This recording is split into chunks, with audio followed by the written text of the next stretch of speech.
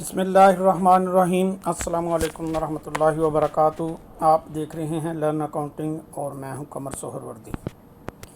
हम आज cast of goods sold के जो पास्ट पेपर्स के क्वेश्चंस हैं उनको हल करने जा रहे हैं। तो पेपर्स की तरफ जाने से पहले मैंने ज़रूरी समझा कि ये एक फार्मूला है जो बहुत एक्सटेंसिव रोल प्ले करता है मुख्तलिफ़ स्टेजेस में, मुख्तलिफ़ चीज़ों में।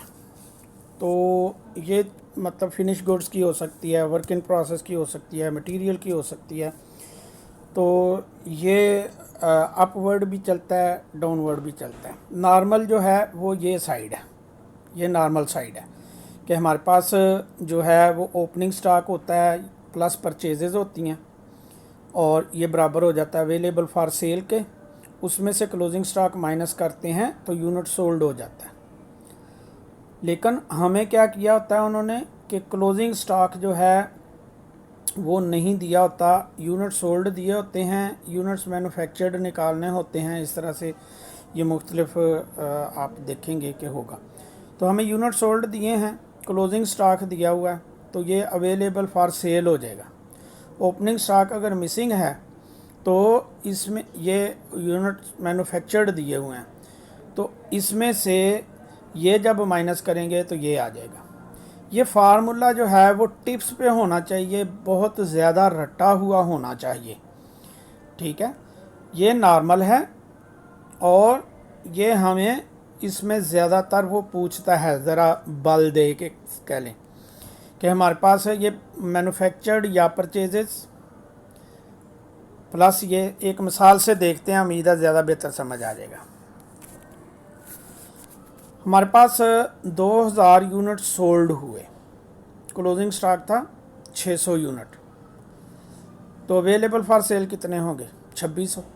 भाई 2600 यूनिट थे जिसमें से 600 यूनिट अभी भी हमारे पास हैं, तो बाकी सेल कितने हो गए? 2000। या 2000 सेल हुए हैं और 600 यूनिट हमारे पास भी पड़े हैं, तो हमारे पास टोटल कितने थे? 2600 थे, इसीलिए 2000 बेच सके हैं और 600 पड़े हुए हैं। ये इसको, इस हिस्से को इतना ही समझें।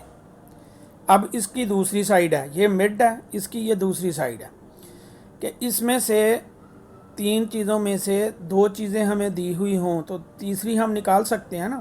फ़र्ज़ करें ओपनिंग स्टॉक दिया हुआ है, तो अवेलेबल फॉर सेल ये थे, ओपनिंग स्टॉक उसमें से माइनस कर देंगे तो हमारे पास क्या आएगा? Units manufactured. कि ये हमने सेल के जब सेल करना शुरू की तो हमारे पास 2600 यूनिट थे, तो यूनिट्स मैन्युफैक्चर्ड जो हैं वो कितने हैं? ओपनिंग स्टॉक कितना था जी? 500, तो हमारे पास पहले से थे, तो 2100 या हमने परचेज़ किए हैं या बनाए हैं। और अगर इसका उल्ट हो कि यूनिट्स मैन्युफैक्चर्ड दिए हों और ओपनिंग स्टॉक जो है वो कह लें कि ओपनिंग स्टॉक दिया हो, यूनिट्स मैन्युफैक्चर्ड निकालने हैं, तो फिर भी ये है कि 2600 हमारे पास अगर थे और 500 ओपनिंग स्टॉक में ही थे, तो 2100 कहाँ से आए हैं? जो डिफरेंस है वो हमने मैन्युफैक्चर किए हैं या बनाए हैं। तो इस तरफ को चलेंगे तो ये कह लें कि हमें अक्सर पूछा गया है, इसलिए मैंने इस तरीके से लिखा है कि यूनिट सोल्ड हैं प्लस ये 5-6 सवालों में ये चीज़ पूछी गई है। तो ये कंसेप्ट बहुत ज़रूरी है, ये मुख्तलिफ़ तरीके से पूछा जाता है और अमूमन इसी के को ही चेक किया जाता है। तो इसको अगर सिर्फ ये फार्मूला आपको याद है, आपको समझ आ गई है, इसकी साइंस समझ आ गई है, तो आपका सवाल हल हो सकता है। ठीक है, तो इसको पहले हम ऊपर से देख लेते हैं। हमने 2000 यूनिट सेल किए हैं, क्लोजिंग स्टॉक था 600, तो गुड्स अवेलेबल कितनी थी? 2600। इसको ऊपर की तरफ देखें, 2600 थी, 600 अभी भी पड़ी हैं, तो 2000 सेल हो गई हैं। अगर 2600 अवेलेबल थी सेल के लिए और ओपनिंग स्टॉक हमारे पास 500 था, तो 2100 या हमने परचेज़ की हैं या मैन्युफैक्चर की हैं। और अगर इस साइड से देखें तो जो नॉर्मल इसकी शक्ल है कि अमूमन ओपनिंग स्टॉक पहले लिखा होता है तो कोई फ़र्क नहीं पड़ता, जमा है ना, ओपनिंग प्लस परचेजेस। तो परचेजेस हमने की हैं 2100 यूनिट, या ओपनिंग स्टॉक पहले लिख लें। 500 का ओपनिंग स्टॉक था, परचेजेस की 2100 यूनिट, दोनों को जमा किया तो हमारे पास अवेलेबल थे 2600 यूनिट। अगर मैं इसको इस तरह से कहूँ कि जमा किया तो यह थोड़ी लंबी बात हो जाती है। अगर आसानी से हम जहन में सोचें कि हमने 500 यूनिट हमारे पास पड़े हुए थे, 2100 हमने लिए, तो कितने यूनिट हमारे पास हो गए? 2600।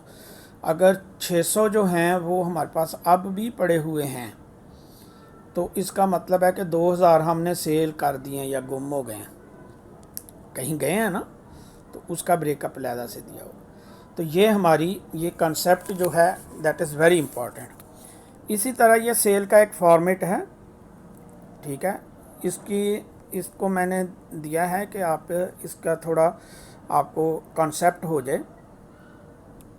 एक तो ये प्रेजेंटेशन ओवरऑल अच्छी प्रेजेंटेशन के साथ आप ये इसी तरह आप बॉल पॉइंट से भी लिख सकते हैं, ऐसी बात नहीं है। 2 कॉलम बना लें, 3 कॉलम बना लेंगे, आप देखेंगे कि मैंने 2-2, 3-3 कॉलम यूज़ किए हुए हैं, उससे प्रेजेंटेशन खूबसूरत हो जाती है, ठीक है। तो आप इमेजिनरी बना सकते हैं, लाइन लगा सकते हैं, जैसे मर्ज़ी कर लें। सेल है हमारी अगर 1000 रुपये की और कास्ट ऑफ गुड सोल्ड है 550 की, तो gross profit 450। Cost of good sold उसी फार्मूले से निकली है। ओपनिंग स्टॉक था या वहाँ हमने परचेजेस पहले लिखी हुई हैं, परचेजेस हमारी 500 की थी और ओपनिंग स्टॉक था 100 रुपये का, तो हमारे पास कितने की चीज़ें थी? 600 की। अगर 50 की चीज़ें अब भी हमारे पास पड़ी हैं तो बाकी की हमने सेल कर दी, इस वैल्यू की सेल की हैं। और ये अमूमन परसेंटेज में होता है, ये फ़र्ज़ करें 10% है, ये 5% है। तो ये हमारे ऑपरेटिंग एक्सपेंसेस हैं। ऑपरेटिंग एक्सपेंसेस आपके फाइनेंशियल अकाउंटिंग में भी यूज़ होता है। ये वो इनकम होती है कि जो मैनेजमेंट के ऑपरेशंस से, जो कंपनी का नॉर्मल बिजनेस है वो करने और उसको रन करने के लिए जो कुछ खर्चे हैं, वो सारा कुछ करने के बाद जो हमें प्रॉफिट होता है उसको हम कहते हैं operating income. Non operating income जो है वो इसके बाद इसमें ऐड की जाती है और नॉन ऑपरेटिंग एक्सपेंसेस भी इसके बाद ऐड किए जाते हैं। नॉन ऑपरेटिंग इनकम जो है वो हो सकती है कि जी इसके पास जो फालतू फंड्स थे वो हमने कहीं कोई प्रॉपर्टी लेके रख दी थी या वक्ती इन्वेस्टमेंट की थी, शॉर्ट टर्म इन्वेस्टमेंट की थी, उसमें से हमें कुछ पैसे आ गए, तो उसका कंपनी की तिजारत से, कंपनी की मैन्युफैक्चरिंग से उसका कोई ताल्लुक़ नहीं होता, इसलिए उनको नॉन ऑपरेटिंग कहते हैं। और उसका इसी तरह जो फाइनेंशियल एक्सपेंसेस हैं वो भी इसी के ज़िम्मन में आ जाएंगे। उसके बाद आ जाएगी आपकी नेट इनकम। उसमें से आप जब टैक्स निकाल देंगे, ठीक है, तो वो जो इनकम आएगी वो आएगी इनकम बिफोर टैक्स, फिर टैक्स निकालेंगे तो इनकम आफ्टर टैक्स। तो ये एक फॉर्मेट इसका भी है। अब हम सवालों की तरफ जाते हैं।